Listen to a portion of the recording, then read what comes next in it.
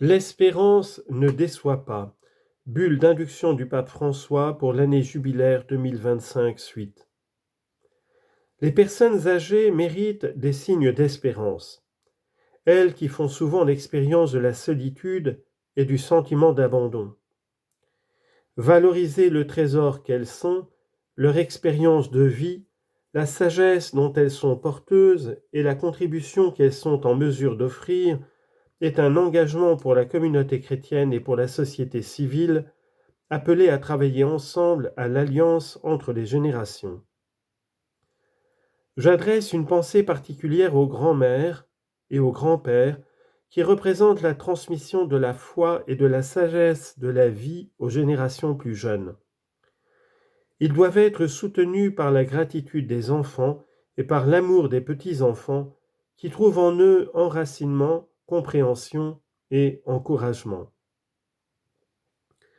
J'invoque de manière pressante l'espérance pour les milliards de pauvres qui manquent souvent du nécessaire pour vivre.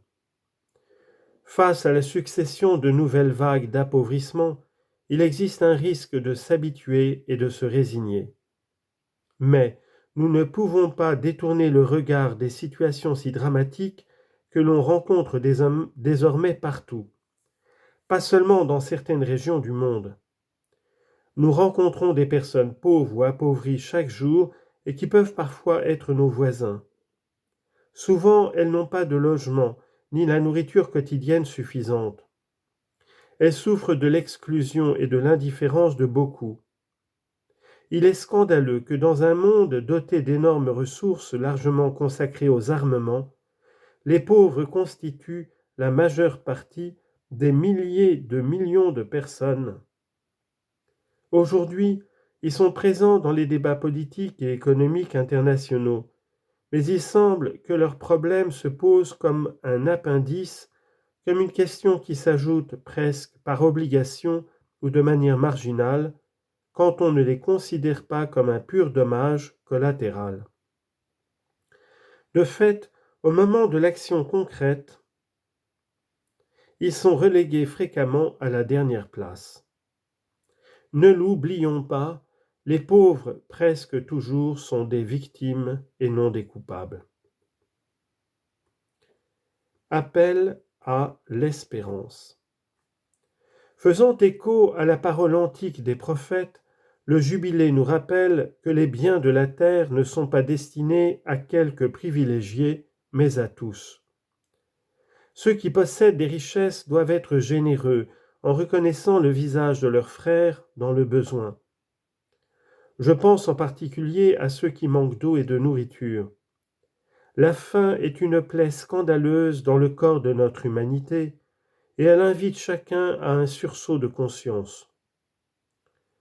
Je renouvelle mon appel pour qu'avec les ressources financières consacrées aux armes et à d'autres dépenses militaires, un fonds mondial soit créé en vue d'éradiquer une bonne fois pour toutes la faim et pour le développement des pays les plus pauvres, de sorte que leurs habitants ne recourent pas à des solutions violentes ou trompeuses et n'aient pas besoin de quitter leur pays en quête d'une vie plus digne.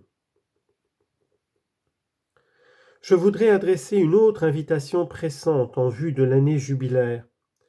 Elle est destinée aux nations les plus riches pour qu'elles reconnaissent la gravité de nombreuses décisions prises et qu'elles se décident à remettre les dettes des pays qui ne pourront jamais les rembourser. C'est plus une question de justice que de magnanimité, aggravée aujourd'hui par une nouvelle forme d'iniquité dont nous avons pris conscience. Il y a en effet une vraie dette écologique, particulièrement entre le Nord et le Sud, liée à des déséquilibres commerciaux, avec des conséquences dans le domaine écologique et liée aussi à l'utilisation disproportionnée des ressources naturelles historiquement pratiquée par certains pays. Comme l'enseigne l'Écriture sainte, la terre appartient à Dieu et nous y vivons tous comme des hôtes et des étrangers.